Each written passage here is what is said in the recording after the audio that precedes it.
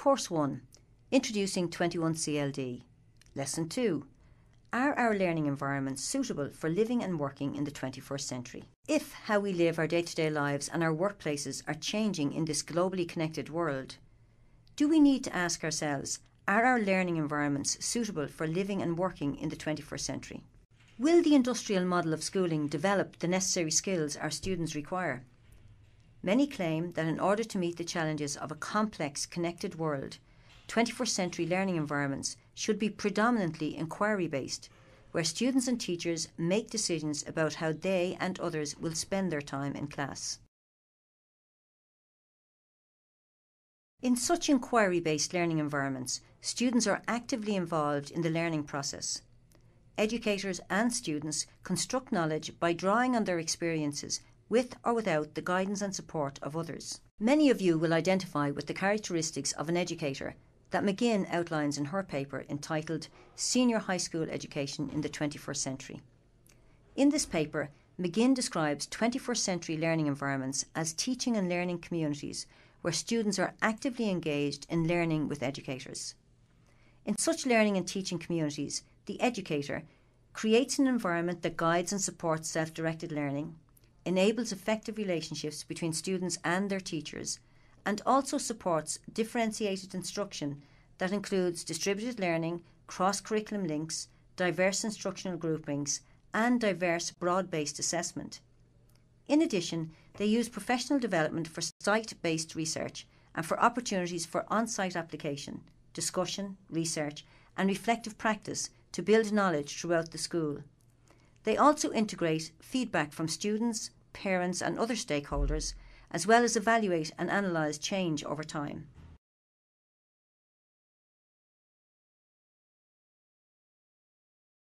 So, to sum up, 21st century learning environments are predominantly learner-centred, with educators being attentive to students' knowledge, skills, attitudes and beliefs. Students are encouraged to ask questions and engage in social discourse, and find out their own answers, as well as asking and constructing their own questions. In such settings, the educator's role changes to that of co-constructor of knowledge rather than transmitter of content. The role of educators changes in this new paradigm. They are no longer viewed as a fountain of knowledge, breaking knowledge up into bite-sized chunks and transmitting it to their students. Their new role is more demanding and more complex. According to McGinn, educators in this paradigm need to be knowledgeable about how students learn and understand available resources, including ICT. They also need to adopt a collaborative approach that embraces change and flexibility of methodology. In addition, they need to develop productive relationships with students that support their engagement with learning.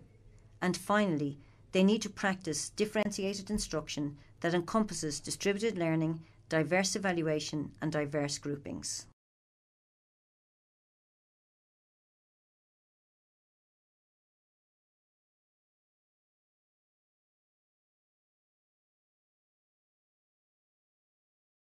Teaching in the 21st century requires committed professionals who are constantly updating their own knowledge and skills and applying these in their everyday classrooms.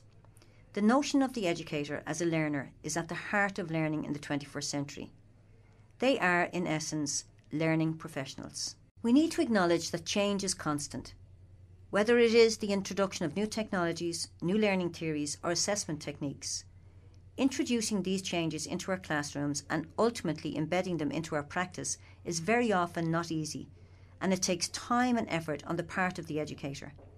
But we need to embrace these changes, as the world does not stand still. A student's world can be very different to a teacher's world. Students are members of a generation that have grown up with the internet and an ever-expanding range of communication and collaboration tools. They expect to be always connected and communicate with each other in a myriad of different ways. For many, there's a growing disconnect between their lives and the world of school, a chasm which will need to be bridged before school becomes irrelevant and unconnected to the lives of many students. We need to understand these students who have grown up in this digitally connected world. We need to be able to articulate the attitudes and dispositions that characterise these students in order to design learning environments that will help nurture the particular skills they will require to live and work effectively in their futures. In her paper, McGinn outlines a number of characteristic traits she believes will develop if students are immersed in learning environments that are more appropriate for the needs of the globally connected world in the 21st century. She believes students will experience joy, satisfaction and passion for academic excellence and lifelong learning and be actively engaged in learning both in and out of school. They will also accept ownership of their learning, which involves the ability to be self-directive, decision makers and managers of priorities in and out of school. They will also use technology to achieve personal learning goals and to succeed in various learning activities. In addition, they will learn multiple languages and develop an appreciation for cultural patterns and expectations.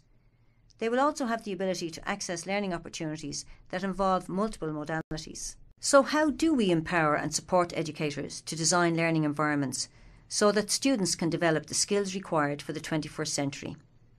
Indeed, what are these 21st century skills? In this lesson, we examined whether our learning environments are suitable for living and working in the 21st century. In the next lesson, we will examine these 21st century skills in more detail.